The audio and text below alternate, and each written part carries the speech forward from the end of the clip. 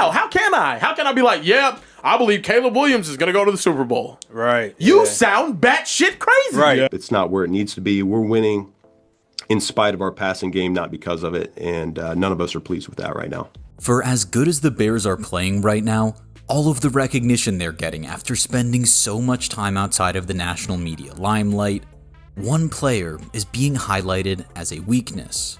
Rival fans in the NFC North are giving credit to anyone else but Chicago's quarterback, Caleb Williams. The reality is that Caleb has been pivotal in the Bears reaching the top seed in the NFC. Under Ben Johnson's guidance, he is a completely different quarterback at the pro level, and we're somehow still far from seeing his best. It's time we accept that slowly but surely, Caleb Williams is becoming exactly what the NFL was afraid of. Now, people were quick to rain on Caleb's parade after Chicago's coming out party in Week 13 against the Philadelphia Eagles. After all, a sub 50% completion rate in their biggest win of the season so far suggests that Caleb was almost a hindrance. But context matters here. High winds in Philly saw one of the better kickers in the league, Jake Elliott, miss a field goal, and even Ben Johnson admitted post-game that the weather was a major factor. I will say in regards to Friday that was one of the more challenging games in terms of the wind. And if we look beyond the stat sheet, there's something way more important that Caleb demonstrated in this game, and at multiple points throughout the 2025 season that confirmed the league's worst fears. In a drive where the defending Super Bowl champions needed to stop, Caleb Williams put on a clinic at Lincoln Financial Field. He completed every pass attempt and capped the drive off with a perfectly placed ball to Cole Kmet in the end zone, giving the visitors a 2-score lead in the fourth quarter, which they would ultimately hold on to. Time and time again, Caleb has proven himself to be capable of winning games in this league, a crucial quality even if his play isn't always passing the eye test. Sometimes, proof of concept is the most important thing with young quarterbacks. Caleb may not be flying in the Bears offense yet, but he keeps increasingly showing flashes of greatness. As he continues to marry those splash plays with more consistency in his game, Williams becomes an even scarier quarterback to face. I think we all expect Caleb to play at least a little better. Like he's gotten, to me, it feels like Caleb's gotten progressively better over the course of the year. He's had games better than he had there. He's had fourth quarter drives. He's had great halves. He's had a couple of really good statistical games. If there's one guy who had the complete opposite experience entering the league from Caleb Williams, it's Hall of Fame quarterback Kurt Warner. Warner went undrafted in 1994, but finished his career as a 2-time league MVP and Super Bowl champion, so he's something of an expert in overcoming a rough start to life as a pro. Warner explained that to be a successful NFL QB, you need either explosiveness or efficiency, and in the case of Chicago's quarterback, Caleb doesn't have the efficiency right now, but he's got the explosiveness, and that's what he brings to the table right now. They're running the football really well, and he brings these explosive special plays to the offense, even if they're not fully efficient right now, even if he's missing some throws and some reads that you just go, okay, you got to make that. That's a layup in the NFL.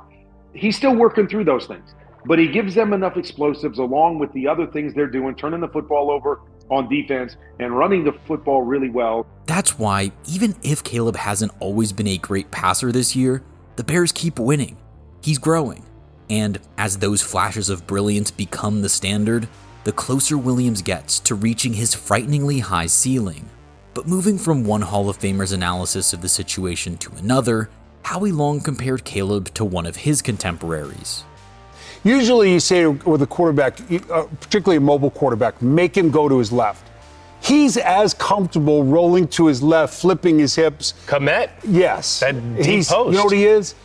For me, he's John Elway from my generation. Oh, wow. Now, John Elway was, he didn't light it on fire initially, and then he has a great career, and he's a Hall of Fame. That may sound like a lofty comparison between the two first overall picks, but it's important to pay close attention to what Long is saying here.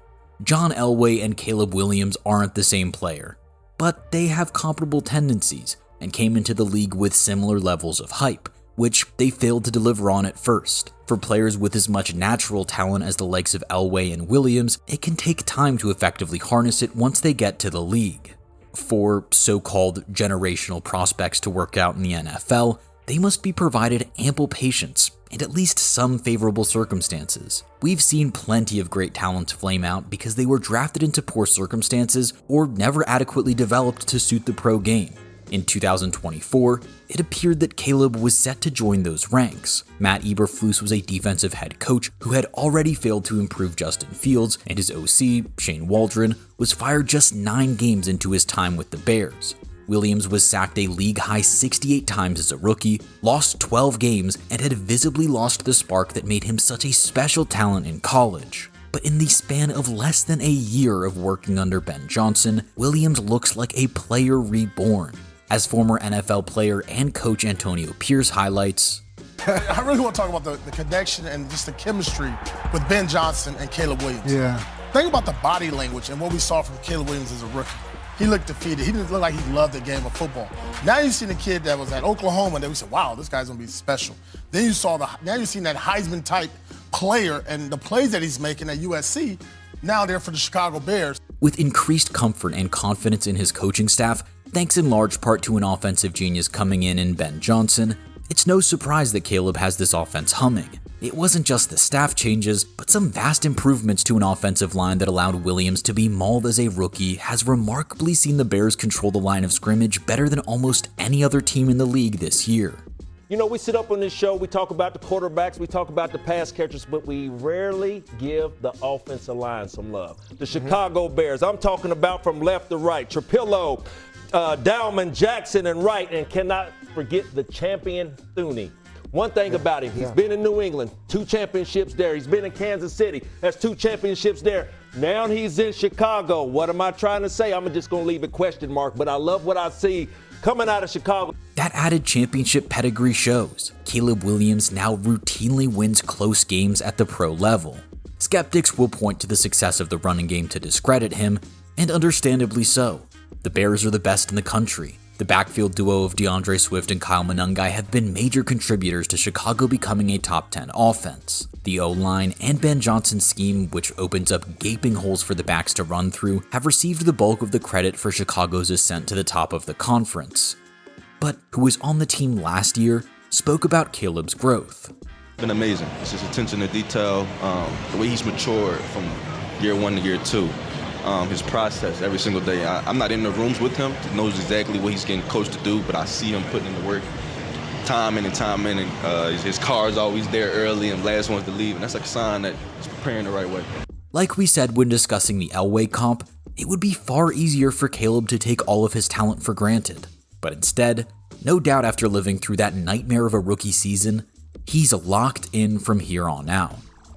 That first one in, last one out saying may have gone somewhat stale, but when you play the most important position in all of sports, living by that mentality is a necessity. As Caleb embraces that responsibility and spends more time in the league, things will only continue to get better for him. A surface-level analysis of the numbers would suggest that may not be the case. Caleb has the lowest completion percentage among NFL starting quarterbacks with a below-average QB rating. Not all of that can be wind, right? I mean, there have been some major mistakes, some really errant throws from the sophomore. According to his head coach, though, that's not entirely on him. But there's a number of them that we've been talking about where we got to fundamentally be correct. The primary receiver, when he's open, we want to make sure we hit him. And then all of our pass catchers, we just harped on it today. We need to be more disciplined in our route detail. It's not where it needs to be. Our depth's not proper all the time. Our steps isn't. And so everybody's got a role to play to get this pass game cleaned up. It's not where it needs to be. We're winning in spite of our passing game, not because of it. And none of us are pleased with that right now. There you have it. The team as a whole needs to be better in the passing attack, not just Williams. Once that is resolved, which we'll concede may not happen this season, Caleb will literally be unstoppable, just as we saw Johnson do in Detroit. Establishing a formidable run game allowed the Lions to become one of the most prolific, free-scoring pass attacks in NFL history once the system was truly bedded in. Considering the youth in this crop of pass catchers, with Rome Odunze, Colston Loveland, and Luther Burden all 23 or younger, the future is bright. And it's not only the players on offense that Williams is seeing improve alongside him, but this Bears defense is its own beast. It's fairly uncommon to see a unit that has allowed the 8th most points this season be the top seed in their conference. Chicago's secret? They lead the league in turnovers, and, most crucially, turnover differential. Kevin Byard, Nashawn Wright, and Tremaine Edmonds alone have combined for 15 interceptions, while the unit's 11 forced fumbles are tied for the 4th most in the league.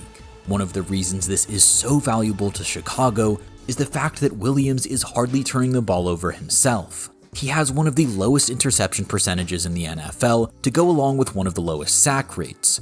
Williams is staying on his feet and giving opposing defenses next to nothing to work with, allowing the Bears to control the clock as they please. And when they do find themselves behind, they benefit from having a comeback specialist under center. Caleb is tied with Bo Nix for the most fourth quarter comebacks in the NFL this season. Even if his accuracy and consistency aren't all there yet, there is an undeniable magnetism and quality to this kid. He knows how to lead, how to win, and has one of the most coveted skill sets in the modern NFL. With a defense that not only keeps them in games, but puts the ball in his hands more than any other in the game, a formidable backfield with a top 5 O-line in front of him, and a head coach who believes in him perhaps more than anyone else, things are looking up for Caleb in Chicago. Even with the pressure to win more evenly distributed in the Windy City this year, Williams has stepped up at every time of asking, demonstrating the physical skill set, football IQ, and confidence to win games at the highest level. And the rest of the NFL is terrified that this version of Caleb Williams, quarterback of the winningest team in the NFC, is far from his final form. So, what do you think? When does Caleb Williams enter the conversation around elite NFL quarterbacks, or is he already there for you? Let us know in the comments.